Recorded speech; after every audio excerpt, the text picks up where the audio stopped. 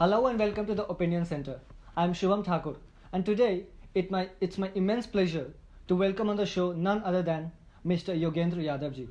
He is a former psephologist, Indian politician, and founding member of the Swaraj India. Thank you so much, sir, for your time. Thank you. Delighted to meet you. So, do you think Kejriwal and AAP can aim to be national party in 2019 election, given the situation, the current situation, and the disintegration? I'm surprised that you begin with this. That's really not my agenda in life. No, but what's your opinion? I can have opinion on many things. As you said, this was my previous life. I was a psephologist. I have very little interest in that anymore. I was in Aam Aadmi Party. I wish them luck. I don't have much to say about them. And if you think this interview is about criticizing Kejriwal, I'll disappoint. No, sir, it's not That's about not criticizing. No, I just wanted to know your opinion. I really don't see. I mean, the public of Delhi has an opinion. Why should I have an opinion? No, but sir, what's your opinion? No, I know it's not criticizing. I mean, what's your personal opinion? I think the public has. I'd rather not waste your time on that subject. Sir, and what do you have to say about the disqualification of AAP MLAs? I mean, is Aam Aadmi Party breaking? Is it disintegrating? I'm again going to disappoint you. I have zero interest in talking about it. I thought you're coming to talk to me about something important. These are news discussions which are done by channels every evening. And I can tell you, since you people are doing journalism, this is most of the most faltu things happening on television. So you don't think that's important? Why don't we talk about something more important? We are here to talk about something which should concern the country. There are deeper concerns. Television channels waste their time discussing silly things every day. Why do you want to copy that? You should be doing something much better. They are under commercial pressure. Their owners ask them to do this. They get phone calls from the ministry. Poor fellows have to do it. You think media is compromised? Media is compromised in this country? Yeah, that's a serious thing. Let's talk about it. I think what's happening really to the media is that currently we are witnessing one of the lowest phases in the history of Indian media. This is a media that began during the freedom struggle. And Indian media has absolutely glorious history. Think of Ganesh Shankar Vidyarthi, think of these people who came and immediately post-independence generation too saw some great stalwarts of Indian media, great editors who had opinions.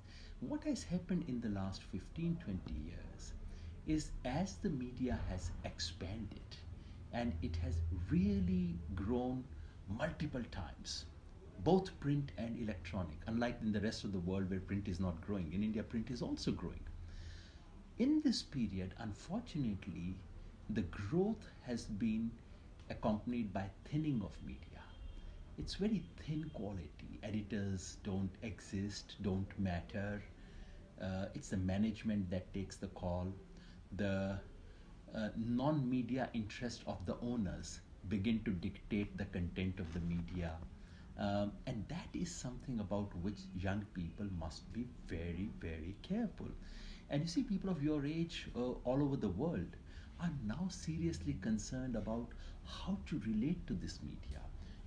They are giving you false news every evening on television. Fake news era and all that. Yeah, I mean, there's technical fake news. Yeah. And there's so much of sheer propaganda coming on television. So young people are now concerned. They are saying, okay, how can I discern? And people who wish to be journalists, and I'm sure you would like to, they are concerned about how to have some self-respect. Very soon we would enter a time when someone says, I'm a journalist, people would start laughing. People would say, aha. So you think that stage has come now? We are very rapidly coming to a place where media would become more powerful but less respected. So some are saying seriously less respected. So some are saying earlier the journalists and the media persons were respected, now they are feared. Is it so? I would say many of them are simply laughed at. Feared in a very limited sense. Feared in the sense in which you fear a local troublemaker. That's not respect, that's not fear. That's just to get rid of someone who's a troublemaker. I don't want media to reach that. We still have absolutely some of the glorious examples of people who do serious media. There are many in this country, but so much of media today is simply peddling what the government wants to do. And as budding media professionals, I would like to just remind you of what someone said about news. George Orwell. Remember what he said? He said, news is what someone does not want you to print. Everything else is No. advertisement. And if you go by that, we get 95% advertisement. There's very little news. So I'd really want you to focus on those things. Because today, fortunately, you do not have anyone. I really hope you don't have anyone telling you should put this on your YouTube channel. No, Don't do there's that. nothing We'll like lose that. our advertisement. There's So nothing since like you're that. not, why copy them? They're doing stupid things. It's your freedom. Sir, am I right in understanding you that talking about Aam Aadmi Party and others is a stupid thing? Just come to some more stuff issues. I was simply saying, since this is a serious interview you want, why copy the style of the news media at 9 o'clock in the evening? They are under pressure to do all kinds of things. And if you think Aam Aadmi Party is what my life and thinking No, is it's- about, you're probably mistaken. So, do you think India is ready for uniform civil codes implementation given the diversity of this country? I think uniform civil code is a very good idea. It is enshrined in our constitution, and the overall understanding of our constitution was that gradually, despite many religions, sects, beliefs, we have to move towards some shared values. And the shared values of constitution are equality, justice. And the idea of our constitution makers was that right now there may be all kinds of inequalities built into that, but gradually we would move towards this. Now there are two ways of implementing uniform civil code. You could think of uniform civil code as a code where there would be no Hindu personal law, no Muslim personal law, and there would only be one single law. Yeah. That's one way of looking at it. I don't think India would have that. The other way would be where there is Hindu law, Muslim law, but all of them respect some common principles. There's a common So ground. they would be differentiated but shared values. It will have, so Muslims will have their nikah, Hindus will have their feras and nikah, and all the practices will be different.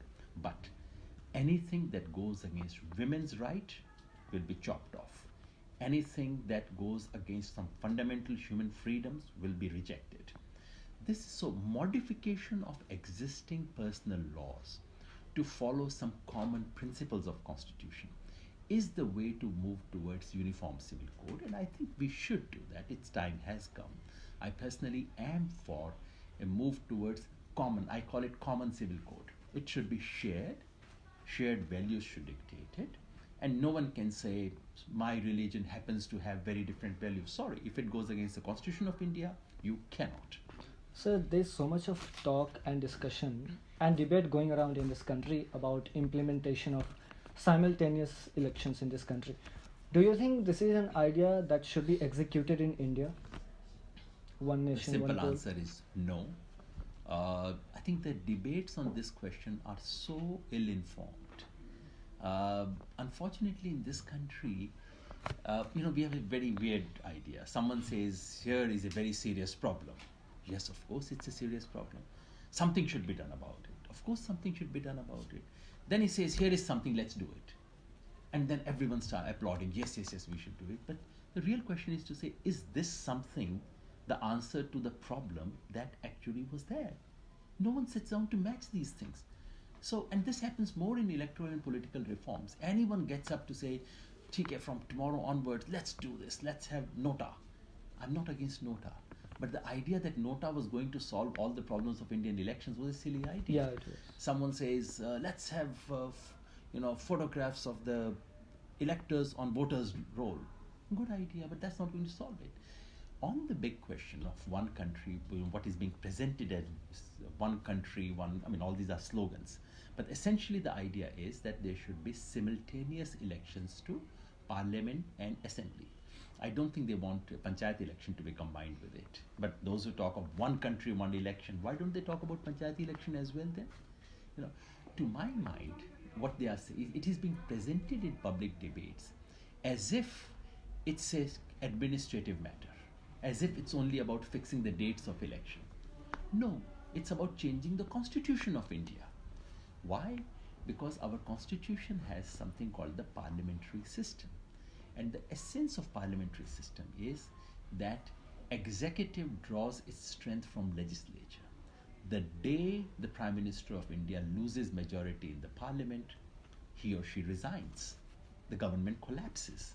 That is the essence of parliamentary system. Unlike the American presidential system, where the president need not enjoy any majority and they continue to be president. Moving on to the next question. So if we want to do that, then it would require constitution amendment. It would require something much more serious, and I do not think our country needs to shift from parliamentary to presidential system. It would be a very silly, unwanted move. The simple minor problem that which is created by elections happening at different points of time and this causing some administrative difficulties should be sorted by reworking the model code of conduct. There is no reason why central government should stop taking decisions because elections are happening in Manipur or Gujarat. Central government should be allowed to do its work. So instead of change, the problem is that we think there is too much traffic on ITO, so let us change the course of Yamuna. We can't do that. That's not the way to solve it. If you have too much traffic on ITO, make another road on ITO. So do you think there should be reservation on the basis of caste and creed or status of a person? Because we have been talking a lot about this, so I just wanted to... We have, it's not a question of should be, we already have an ongoing system in our country. Yeah, it is. Which is based, in the case of scheduled caste and scheduled tribe, OBC, it is based entirely on caste. Yeah. In the case of OBC, it is based on caste but with an exclusion based on income. So we already have an ongoing system for the last 50 years. Unfortunately, people start discussing these things without any groundwork, without any preparation. And because you people want to take media and debate seriously, I would really encourage you that, this is almost like someone saying, so should we have chemotherapy, should we not have chemotherapy? Is chemotherapy a good idea? If you were to ask this question to a doctor, what would he say? Beta, do you know anything about cancer? Do you know about other medicines available? Let's have informed discussion. Yeah. But you don't, if everyone in the street were to stand up and say, let's discuss chemotherapy, should we have it, should we not have it? I think let's learn to have systematic discussion. And I really fear that the discussion on the question of reservations that every Indian loves to have, especially if they know a bit of English, they love to have discussion on reservations. Because they feel somehow disadvantaged, they feel deprived, they feel something wrong is being done to them, let us correct it, etc. All that is so much ignorance. Really, honestly, I'm amazed as to how educated people want to have such illiterate conversations. This is honestly like our wanting to have discussion on chemotherapy without knowing how many chemotherapies exist, without knowing what is cancer, without knowing how to treat it. So if we seriously want to discuss reservation, that is not the end to where we start discussing. The first question we should be asking is, do we have differential opportunities in our society? Do we have inequality of opportunities in India? Or does every child enjoy equal opportunity in this country?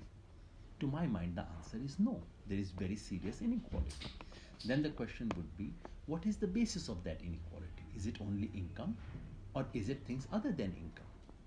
For that you would need evidence. Look at sociological evidence. And may I suggest, spend 10 days in a village. Come back, we'll discuss it. So the last question is, sir, you have spent so much of your time in works involved farmers and peasants. So what do you think is the biggest problem that the peasants of this country are facing today and you think should be fixed immediately? Indian agriculture faces a triple crisis. There is an economic crisis, there is an ecological crisis, there is an environmental crisis. All these are very deep crises. And because of, the third is the existential crisis. And unfortunately, we have to treat the existential crisis first because they are committing suicide, they are exiting, they have low dignity. And my sense is that two things need to be attended absolutely immediately. So this is almost like giving an injection to bring the patient out of the ICU. One, we have to have a system of assured income. Second, at the moment, the accumulated debt of the farmers is of a kind which they simply cannot pay back, and it is unfair debt because the debt has been created by systematically suppressing prices of agricultural products. So, one, we need a governmental guarantee of minimum income for farmers, which can be had only from fair prices. And second, we need a one-time waiver, a debt waiver for all the farmers. These two things are the first step. This is not a solution to farmers' problem. The real issues will come up later. But just to bring the patient outside the ICU, we need to do these things. Thank you so much for your time, sir. Thank you very much. Thank you so much for watching this episode of the interview. We will be back very soon with yet another interesting personality. Thank you so much.